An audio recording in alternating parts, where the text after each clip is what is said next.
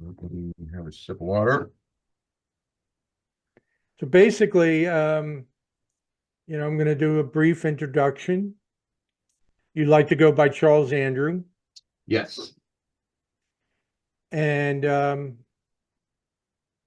then I'll introduce you, and we'll go from there. So, if you're ready, and it's all recorded, and like I said, I can edit out stuff. So, Okay. Yeah.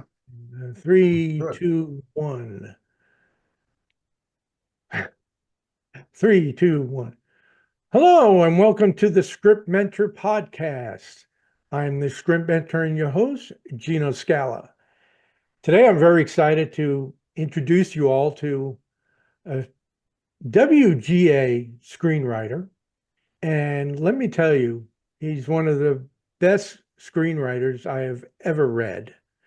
And I say, he knows I feel that way. I've said it many, many times. So I'm very excited to introduce you to Charles Andrew. Charles, how are you, my friend? I'm good. How are you doing today? Good, good, good. Welcome to the Script Mentor podcast. Yeah, And thank you. I'd like my network and the people who follow the Script Mentor to know a little bit about you. And why don't you just give us a brief, story of your life? Oh, geez. So I'm originally a Midwest dude. Grew up in cornfields in Illinois. But made my way out to New York City after college because I was determined to be the next big movie star. Um, Really? Yeah, that did not work out, in case you were wondering. But I did leave with a heck of a lot of great memories from my 10 years there, and also left New York with a like a renewed vision for the career, which was to be a screenwriter. And so I wasn't going to be able to go back to school for it. So I bought a lot of books and read a lot about the process of screenwriting. And I'd already done some writing, prose, essays and things. So it wasn't like I was coming to it completely new. But I sat down with an episode of the TV show Banshee, and watched the pilot episode probably 10 or 15 times and just made notes and notes and notes and notes and notes. And then from what I learned between those books and that kind of self-training, I started writing my first pilot, and hopefully have improved since then.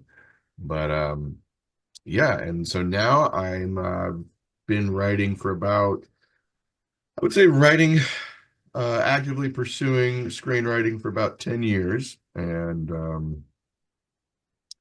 I am I'm working with a couple of producers now. Um, Worked on two writing assignments in the past year, and just got one of my own originals picked up by one of those producers. And so Yeah, that's I'll kind get of where into we're that. at. I want to get into those a little bit. Uh, Now, you came to me with wanting some help on this original science fiction project that you had called Trucker. Yeah. And when I read it, to me, in my opinion, it was one of the top 10 screenplays or teleplays that I had read up to I'm that glad point. I've you been doing this a long time. agree. So you're one of those names that comes right off the tip of my tongue when they say, who are the best writers you've read? And I have about 10 of them. So you're in there. Now, after we worked on it, it's in the top three. I'm just telling you Okay. because I can do that. I can bring it from Right. top 10 to top three. All right. I'm pleased with Uh, that. but it is awesome, and I'm behind this 1,000%. We're going to get it done. Uh, course, I have nothing to do with it, but hopefully, any introductions I can make. And but you've kind of shelved that for the time being. We just got through talking about it. You're looking at 2025, really perhaps pushing that. Mhm. But right now, you've been busy with Yeah. several writing assignments. Is it okay if I mention titles? Yeah. Yeah. Because they Okay. might change anyway. So, Okay. Uh, one was called Bunker, mhm. and again, I was able to help you on that. Fascinating, fascinating story, true life story within the last 10 years of the event. Happened right here in Alabama. We won't get into details about it. We'll leave that for the movie, but the screenplay is very well done. And why don't you tell? Right now, it's in the hands of a couple of big names. Yeah, right now, my producers have it in front of Michael Bay's production company, and they have it in front of Kurt Russell, who they're interested in, who read the pitch and requested to read it. He's interested in possibly playing the antagonist.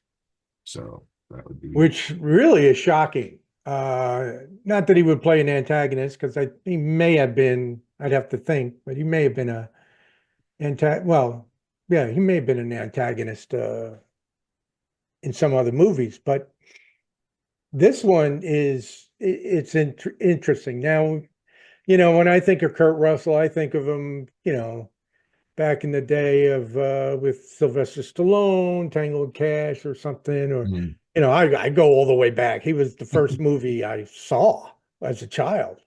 So I go back to the Disney years. But he's always Poseidon Adventure, he was, or the Poseidon. He is a good-looking hero Yeah, guy. And if you've ever seen him lately, you've seen the long gray hair and yeah, the very iconic looking. the gray beard. Hmm. So he really has. I mean, it's amazing because I bet you if he cut his hair, dyed it, and shaved, he would look 20 years, 30 years younger. He doesn't have the lines, in his face. But my point is, the way he looks now is the way the antagonist looked. Yeah, yeah, kind of Very, wild hair, very close to the white way he beard. looked at the time of the event. Mhm. So, um, I'm just because there's an obvious hero in this movie and in this screenplay. And it's such a hero. In fact, you got to interview the real life guy, didn't you? Yeah, yeah. He's the former head of the FBI's hostage rescue team, which is they're kind of like they're like FBI SWAT. They're like, that they're Elite. yeah, They're SWAT very team for the elite. FBI, Yeah. really. And they get called in for high profile arrests or high risk arrests, they call them, and specifically hostage Hostage. situations. And you learned something, passed it on to me that I've since, learned, obviously, that they're not limited to just the United States, are they? No, they don't. They're not. Uh, he told me that I obviously he couldn't tell me exactly what they do, but they do work overseas in like a kind of a support capacity with different branches of the Support. military as well. Yeah, support. Yeah. They do stuff overseas. I don't know exactly what, but Well, we yeah. have a lot of we're responsible, I don't know if Puerto Rico and there are many islands and stuff that we kind of oversee and that are part of our election. I don't think Puerto Rico is one of them, but um, uh, I, I can't even think of the ones. But we have, there are other places off the mainland. Obviously, Mhm. Hawaii is a state, but the international thing was intriguing. Now they could be borrowing them for safety reasons and you know, instructional and things of that nature. But Yeah. they probably have gotten their hands dirty on some incidences. It's very, very interesting to hear that. But this guy is, you know, he's the head. The person that you, Or used to be the former head of right, it. he's retired now, I suppose. Well, he Uh, does now. He does like private security consulting, so he's still busy, but he's definitely stepped down and from it. he's based out of Virginia, right? He's Langley or Is he still? thereabout. I don't. I don't recall if he said no. He lives in Florida now. Oh, okay. Yeah, All right. he was in Virginia while he was in HRT, but he's now that he's in private security, he's in Florida. Well, what makes this story bunker um, very, you know, a big attachment to me is the fact that it took place right here in Alabama, and Yeah. it was a national news story for a long time. Um, a real tragic event that I'm shocked it hasn't happened again. It Hmm. happened in the past. In fact, the movie Dirty Harry was based on a very similar event, and that, you know, obviously set off a chain of Dirty Harry movies and made Clint Eastwood a megastar. So there's a lot of, you know, and Dirty Harry is one of my all-time favorite characters. So there's a lot of connections, and the fact that these people, let's explain to our followers out there how this occurred. That a producer, um, I'm not sure, did they get rights or anything, or how did that play out? Do you know? So my producers, yes, they do own the rights to that story. Okay, so they got the rights Hmm. and they came to you to write the story. Now, were you the first one that they asked? Yes. Yeah. Um, this was I had some connections with them through a project that I had written 8 or so years ago. Um, and uh not for those specific producers directly, but for associates of them. However, I'd met them briefly 8 years ago. And then back in September of last year, which was 2023, one of the producers called me and was like, "Hi, do you remember me?" And I was like, "Yeah, how you doing?" And they're like, "We have this script where we have this story that we would love it if you could write it for us." Well, So it certainly pays to make connections and keep connections, keep in touch with people. now, again, you're being quite humble. They used you in the past after having on other assignments, after using other writers that didn't pan out. The Uh, scripts were not good enough. So you were asked, and then of course their response after they read your rewrite, they said, you know, we should have gone to you first and all well, that. another project. That was on Right. a yeah. I wrote two projects for them last year, one of which was Bunker, and then they came to me very quickly after Bunker was delivered. I hadn't even gotten into like a third draft of it yet. I'd given them like a first and a half, like a second draft and like a 2.5 draft for notes. I gave it to them for notes, and they had the opportunity to pitch it right away. So they felt comfortable pitching it as is. So I was like, okay.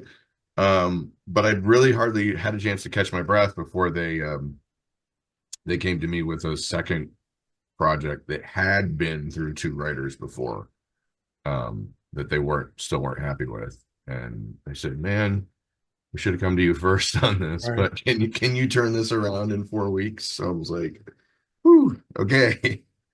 But I did it. So Yay. That's and let me tell you, having worked with you, you are so detailed oriented, much more so than myself. Hmm. Could be the age difference. Uh, but yeah, you really have developed good working habits now.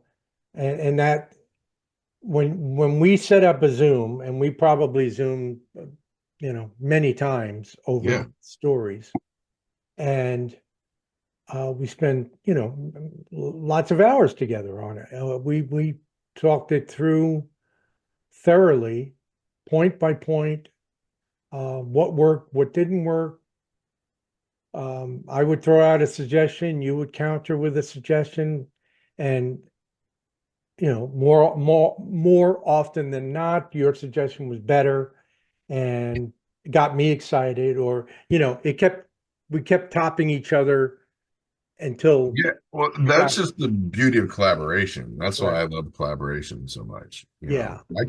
I can write a script on my own. I've done it before, but I always enjoy it more to, well, I think probably every writer to some degree has some, they don't just write in a vacuum. You're going to bounce ideas off of someone at some point. But collaboration is can be, more towards the more towards like being a co-writer with somebody, or more towards just like we do, we bounce ideas off each other. Either way, my point is either way, there's an energy there that I really enjoy more so than just working on something by myself, to be honest. I do too. Even I feel like I had in my mind, and I'm not, this is not about me, but I'm going to make it about me. No, I feel I had substantial input, even if it was just agreeing with, one thing I'll do, and you can tell the people out there, and I'm sure you do, that if I don't like it, I tell you I don't like something. Yeah, you But if don't I mess like around. it or if I love it, I tell you that as well. And I get really excited Which because, is why, yeah, which is why I can always trust your feedback because you'll shoot it down right away if it's not working. yeah, if it's lame, or I think it could be, something. We're not talking about the concept. We're talking about a certain idea in the Mhm. story. Yeah, How is he going to address this issue with his wife? right. And we kicked that around, and that was one of the harder ones about the daughter, uh, Yeah, because we couldn't really grasp it, and it worked out beautifully. yeah, I think It's a so. great story. It's a great story. It's going to be a great movie. It would be great to see Kurt Russell in it, Yeah, that'd be awesome. Be and great to see my name up there on the screen. All those things. very small letters, Very very small small, letters. and um, and Michael Bay is an action guy. Pearl Harbor and things of that nature. I think he did. Um, so it's surprising that he would take this. There's action. There's action. Yeah, It's not a Pearl Harbor action film. right. Not a whole lot of. I mean, there's some explosion, some gunshots, some blood, but not all. It's a Right. lot of. It's tension. It's you know, it's a what do they call it? What would you call it? I'd call it like I'd probably say it's like more like a drama thriller than an action movie, but Psychological drama yeah, yeah. thriller. And But it's, it's got some action components because yeah, it's not, it's a hostage situation. So it's not, right. that was one of Tense, the challenging things to write because in real life, um, a a lot of waiting around, lot of waiting around. Yeah. people So, making the first move. But right. being behind the scenes and talking to this hostage negotiator, the head of the team, Mhm. and he is a hero. This guy has done a Yeah, lot. he's a cool dude. He's a cool dude, good looking, all American FBI guy. Just what you would, I mean, right out of Central Casting himself in real life. Yeah. There's probably not outside of George Clooney. There's probably not many guys that can step in that role and look believable. This guy was, he probably could have been a movie star had he chosen that. But most of these FBI guys in those positions are like that. So, but you know, there's a backstory. There's a lot of, and then you have the Southern cops, Southern Yeah. Alabama, South Alabama police, and the way the people think, the Southern people. And I'm not from the South, but I love anything set in the South. Yeah. I Uh, love anything set in well, the I South. love the people, but there's an independence to their thinking. Mhm. Um, some people call it anti-government. I don't think it's Waco-like at all. Waco was wacko to me. But um, you know, hey, a lot of these people in the backwoods, they're still living the Civil War. And yeah, they have some, perhaps racist mentality or screwed up thoughts. But if you can live off the grid and survive for 80 years, like a lot of these folks do, you know, they're strong. They're strong people. Mm. Um, but in any event, that's and then the levels, the layers of this antagonist is really incredible. So you have Bunker and Trucker, which let me tell you, it's just a pilot at this point, ladies and gentlemen. I'm talking to the audience. Um, but Unproduced as of yet. So if there's any producers out there that really want to get behind an incredible science fiction romp, please hit me up. Charles creates a world, a future world that is incredible. I'm not a science fiction guy. I'm not a fantasy guy at all. I don't buy into fantasy. Science fiction is usually the first movie genre I look for when I'm watching movies, scrolling. Yeah. I've seen all the crime stuff out there. Seen every mafia movie ever made. So that's really my first love. But I'll go to science fiction next. And mostly because I love aliens. I love alien stories and things. Well, this had a little bit of that. It's but he created a world that I can't even imagine. I don't dream like this. I think this world came to you in a dream, didn't it?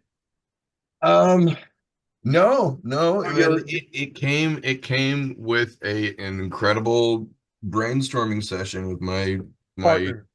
collaborator and story guy. That's right. Yeah. He's the conceptual genius Yeah, behind that. he's a big idea guy, but yeah, we fleshed out a story that takes place in uh an alternate version of the United States that has been kind of stuck in the 80s, but like technologically, but it it involves a like a force at the center of the country that is gradually like a mysterious force that's gradually like absorbing the country, and all sorts of weird stuff happens inside this area. And so you can't really live there. You're living on the outskirts of the country, and all these settlements are linked by trucking routes, and these truckers are usually ex-cons that can't find any other work, and they drive these dangerous routes along the edge of this area called the Heartland. Um, and it follows a trucker who's about to be done with his route. He's saving up money for life-saving treatment for his daughter, and gets saddled with a apprentice on his last route and stumbles into a conspiracy to well, I won't say more about it. Stumbles into a government conspiracy that involves the Heartland and holding back the Heartland, but also threatens his daughter. So it's an exciting world, and it's an exciting concept. I've never seen anything like it No, no, before, really. Um, no. Oh, kudos to your partner. What's his name? Derek Nelson. Derek Nelson, because Mhm. that is it's like we were talking earlier about Rob Zombie off of camera, and it's like having a mind like Rob Zombie is Rob Zombie is to horror what Derek Mhm. is to this science fiction, because he he thought, at least in this particular screenplay, he thought of some concepts, some ideas that have never been uh, seen before. Yeah, Uh, yeah. And for us working together, it's like iron sharpens iron. We're just like you said before, we're just like kind of not one-upping each other in a competitive sense, but Topping each other. Yeah, I mean, that's how layering you on do top it. There's of nothing wrong with, it's like that with the baseball bat, that game that you play, hmm to see who gets to the top. It's very similar to that. Um, it doesn't make you better, because the next time you do it, rock, paper, scissors. The next time you do Yeah, it, you're going to win. right, right. Uh, it's whatever's, you can't have an ego, not that Yeah, it's I'm got to be whatever's best for the story. absolutely, absolutely. Yeah. And you have to be willing to give credit where credit's due, because otherwise you're not a nice person. And Hollywood is filled with not people that are not nice. Uh, Well, that's one of the things about like working on assignment is that it's not my story anyway. You know, right, the other projects I worked on this past year, they're so you kind of do have to take your ego out of it. Um, which is I think why, the second project I worked on had been through two writers already. Their second writer couldn't take his ego out of it, from what they tell me, couldn't take his ego out of it to change things the way they wanted to be changed. And for me, I was just like, well, all right, you're paying me. It's not my right, story right. anyway. I'm Like, doing it for the money. I'm not doing it yeah, right, for the right. The money, the credit. I mean, right. um, but there's still even if you're following someone else's instruction, and they gave me a lot of leeway. They did, but there were certain things that are like, oh, let's not do this and let's not do that. There's still a freedom there that once you get in the process, um, you know, um, there's still a freedom there and an enjoyment of just writing scene to scene. There's so much to do. There's so much that goes into writing anyway that it's enjoyable to me, even if it's not my story. Just crafting a scene, is a unique challenge in and of Well, itself. besides the overall concept, which is brilliant, and this is a 5-year run type of show. I'm Yeah, telling I hope so. I'm telling you, anybody who has the balls to reach out and actually make this, or read it first, and then agree, they'll see the potential for. But in the pilot, your protagonist is strong, Mhm. and the character that we fall in love with, I think, is the funny relief, comic relief Yeah, character, the partner, yeah. and it's great, great twist. Now the artwork of the pitch deck is wonderful. The Which I had nothing to do with, um, and but the artwork also I had nothing to do with. The the demons, there are some creatures. Obviously, you're in a future world, and there are other creatures involved, and they're kind of adapted from other animals, I suppose. But they're a scary bunch, and the opening scene is just incredible. That's the one with the chase, right? Yeah, Yeah, yeah. It was, that sets it all up. And these monsters are and the funny. I openly laughed. I laughed out loud. I don't often do that at all. Reading the lines that this uh, trainee oh yeah, was what Tally. she was, and it's a she. And I'm Yeah. sorry I gave that away, but it's just brilliant. And every decision was well done. But Thank you. It was fun to write her character as well. And like how, like, the lead character is this curmudgeonly trucker that just wants to go home, and she's this younger, more annoying. So the conflict is built oh in yeah, right oh there. yeah.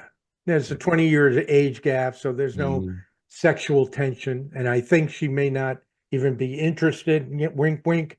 Uh, I don't know. That's to be developed later. But very, very cool. Cool fight scenes, cool uh some gore. Um, Yep, and gotta have a little gore, right? yeah, and nothing will you will not read this and say, "Oh, I saw that in this picture." I saw, you might say, "Oh, it's kind of like the Blob." Well, a teeny bit. I've never even seen the Blob, so I haven't seen it. So Oh, well, uh, it's not even relatable, but it's not Blob-like. yeah, not blob-like at all. But the heartland is very important to the story. It's everything about the now. While you were describing it earlier, and I'm sorry for taking up so much of your time, but they discovered that red spot on Jupiter is growing. So they think it's something, along those. At first, they thought it was a storm, a continuing storm, but Mm, it's over the years it's grown, and I think they found a similar mark on Saturn. Uh, mm. these now, whether or not it'll shrink and grow, if it's over several centuries, we don't know. But yeah, it's just something a side note. But this is I did not think it or did not realize it was stuck in the 80s. But I don't know if that, I mean, you have to create yeah, it's America or United States or the Earth, right. I especially guess an that part alternate. is not the most important part of it, but I saw it as the aesthetic, like Definitely. because Anything in the movie, the music would be 80s, the could dress, be, yeah. the I dress mean, is 80s, the hairstyles. I mean, everybody loved the 80s. I mean, yeah. Yeah, I mean, I saw it as like this portal to this other dimension was discovered in the 80s here, and so they they started and the bringing people people that ended over, up, so right. it kind of just stayed in that, That's great. Uh, See, that's a thinking, a screenwriter's way of thinking. And you people that are watching this, note that because he followed through. He didn't turn around and make it a science fiction Star Trek world, with the Gorg or whatever, Mhm. and fighting with rocks and stuff like that. He didn't do that. He he he created a real strong backstory. Everything has a reason. There's a reason behind everything, Yeah, and including what they're up against. and right, and yeah. this conspiracy that now involves him, the protagonist, and his daughter directly. So Mhm. a lot of conflict, a lot of obstacle, and it's you know no And that, doubt it's and that was just it was a really great experience with my collaborator because we probably got from that's the fastest I've ever developed and written something ever. We went from blank page to We went from like a concept call to, hey, let's write something this year. Okay, what should we write? We went from that stage to a probably third draft in 6 months. That's how fast it all came together. Um, yeah, that was a great experience. I would love to do that again. Looking forward to some new projects where it's be able to engage with collaborators like that. Um, yeah, so that's my favorite I part of the writing process One of is my other clients who I did the previous podcast with Lloyd, we were working on his screenplay. We did a Zoom call, and if you watch his podcast, 43 years in the military and all that, and from this screenplay, and in learning more about him and talking about him and his experiences in Afghanistan and Iraq and all those places. Um, he was no, he was too young for Vietnam. But it suddenly flashed upon me of a pilot for a TV series that I also am totally in love with, and I don't, it's going to the central character is a correspondent. Now, okay. I don't believe there has been a TV series of a war correspondent. We see them as characters Hmm. in other, war TV shows. MASH was the Yeah, premier war TV show that I saw, and there have been others, but actually having a central character based on yeah, that's the intriguing. war correspondent who sees and reports all. Yeah.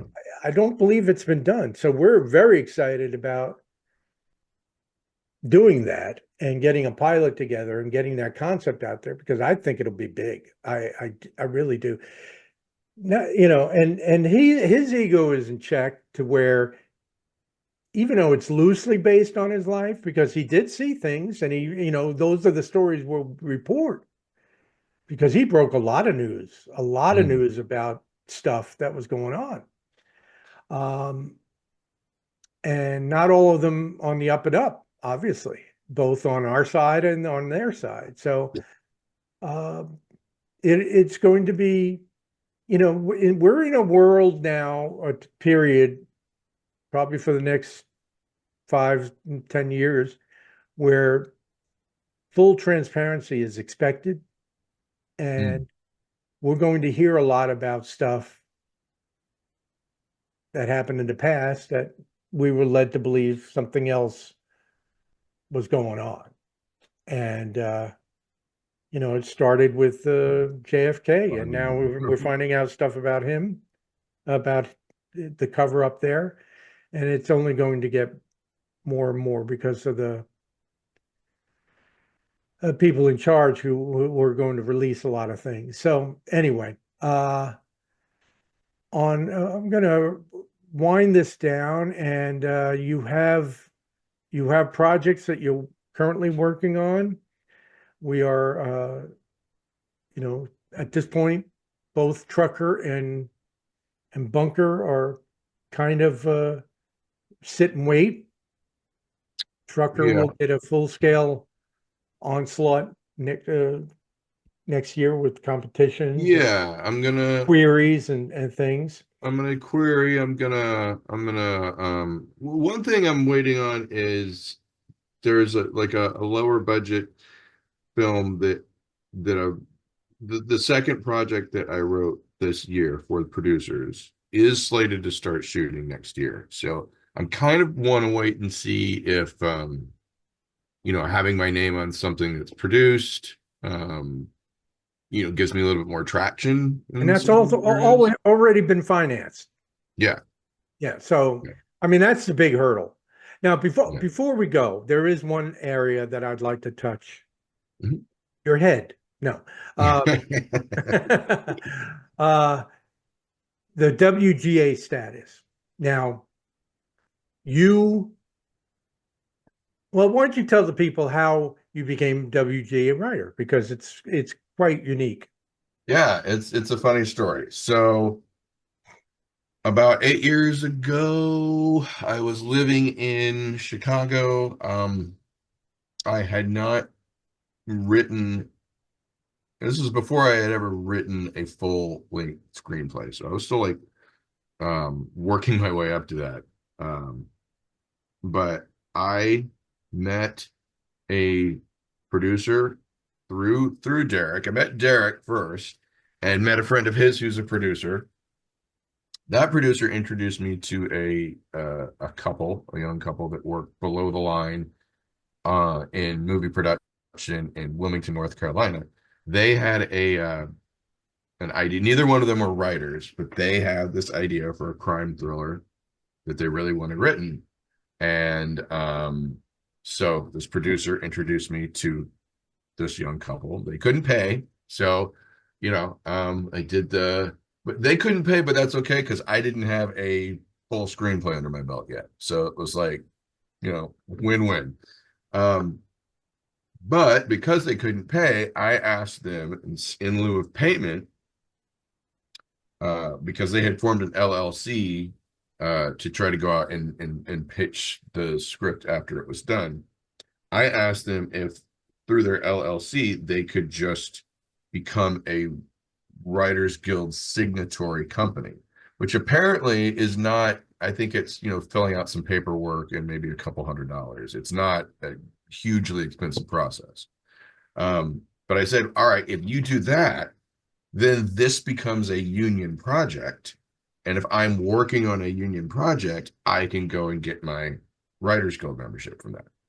Now, So neither one of these people were WGA or no. PGA or anything, They right? they might be PGA or DGA. I don't know what their Okay, okay. status is now. They work in production, but at the time, no, neither of them were Writers Guild. You don't have, I mean, that's just the process that you go through if you want a union, any union talent to work on your production. You have to become a signatory of that. Right, right. So they did that. That then made the writing process a union project. And so because I was already writing it, I could become union based on that project. So it was kind of a bit of a backdoor way to do it. But honestly, I didn't even come up with the idea on my own. It was in some sort of, I'm just remembering it now, some screenwriting article that I had read sometime before. I was giving people suggestions on how to become WGA. And so I suggested that and they agreed to it. So we And don't even know if that's still, you know, a viable alternative to do, but it I worked for you, worked for and me. Yeah. and you were a WGA writer for 8 years until recently. Yeah. So I mean, this just a bit of advice for viewers. Just because you become WGA doesn't necessarily guarantee you work, which is, I thought that that was going to help me get work. Um, but still, if you don't have anything written and nobody knows you, you're still not going to get work, even if you have WGA attached to your name. So, nonetheless, there are still some benefits from it. I was able to get access to different Writers Guild functions and benefits and things like that. But I was also paying dues for like 8 years with no income from writing. Now, What do you so remember what the dues were? they're like $40 Yeah, that's what I think it per is. Yeah, quarter, $40 per that's quarter. $500 a year for eight Well, years. yeah, yeah. So Wouldn't anyway, you like to be reminded of that every yeah, minute of the thank you. day? Thank you for reminding me. But then you Um, had a brainstorm. yeah, so when my producers when I reconnected with them and they asked if I could start writing Bunker, at the time, it's not a union project because it hasn't been funded yet. And I wasn't sure if I could write on it being union. So basically I just called the WGA and I said, listen, I have not done any union work for 8 years, but I want to write this on this project because they're paying, but it's not union. I said, what do I need to do? And they said, oh, don't worry about it. Just change your status to inactive for now, and then turn it back on when the next union project that you get. So I was like, so you mean all this time I could have just gone on inactive and retained my membership status, but not paid dues? They're like, yeah. So I said, okay. So lesson learned. I'm still Writers Guild. It's just not an active membership at the time, which suits me fine because I've made money in non-union work right now. Right. So, but so I think that's what's going to work for me until the opportunity to work on a union project comes around again. And I conversely, I would never go WGA because of that. I made so much more than my WGA members, writers, uh, you know, by Yeah, not, because if you're not working, you're not working. You can't where you take can't, you union, can't. non-union Now, work. I do know some that market themselves and take on work at, because just so the people know, our audience, as a WGA writer, you're required by contract to take work at a certain rate, at a certain pay rate. Yeah, it's all laid out by the WGA Right. schedule of minimums. And they just had a big strike over to get more of that. So I think it was 80,000 to write, and it may have gone up to 88 or 120. I don't know what it is now, but it's it's a lot that my clients are never going to Mm. be able to afford, is there.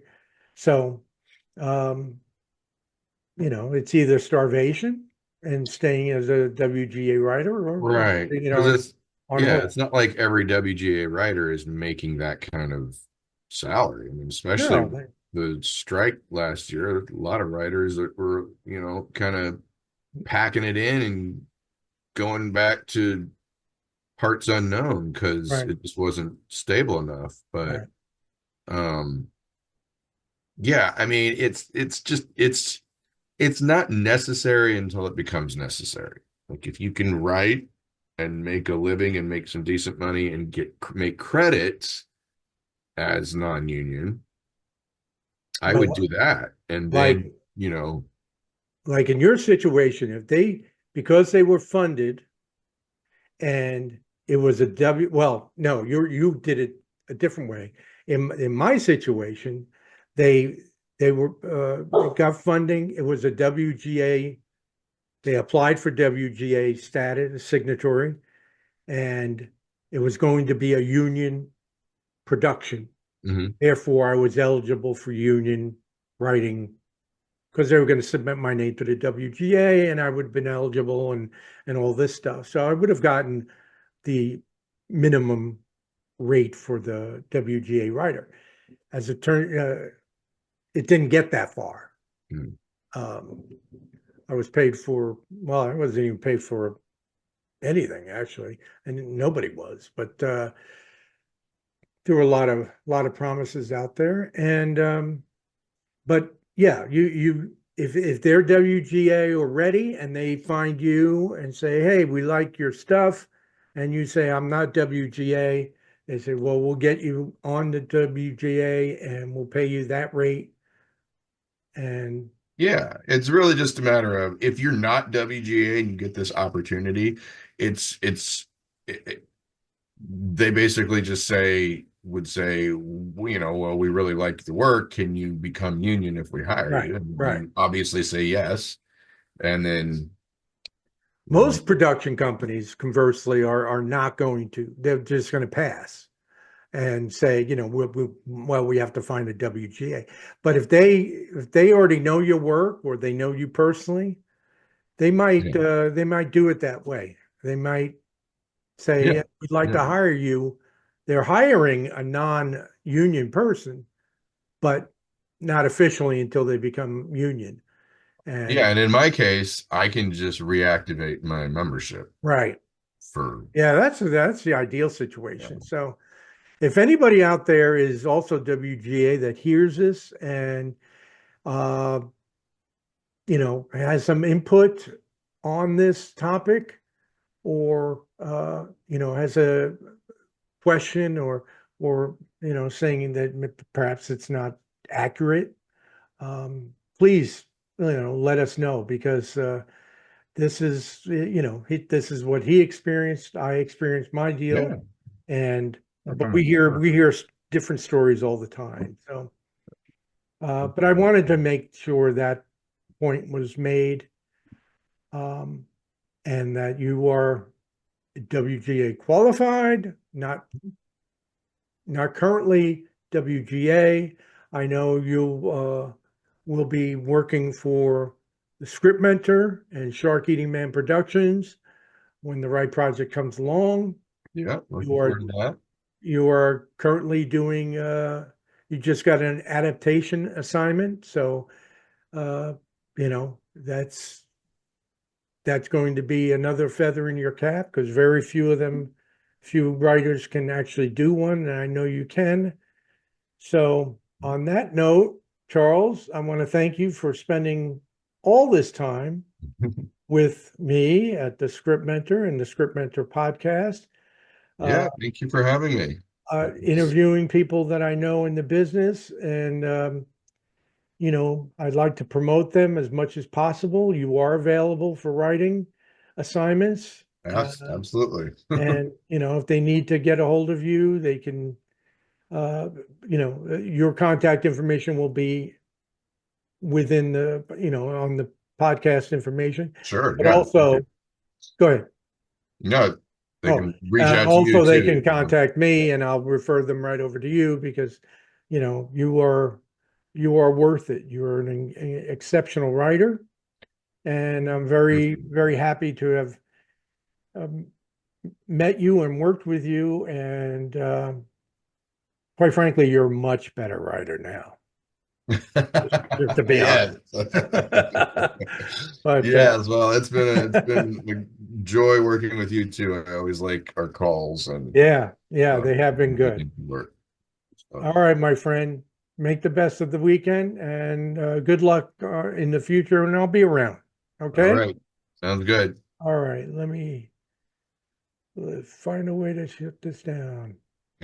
All right, everybody, have a good day, and we'll talk to you soon. Bye-bye. Ready. Bye. Bye. Uh,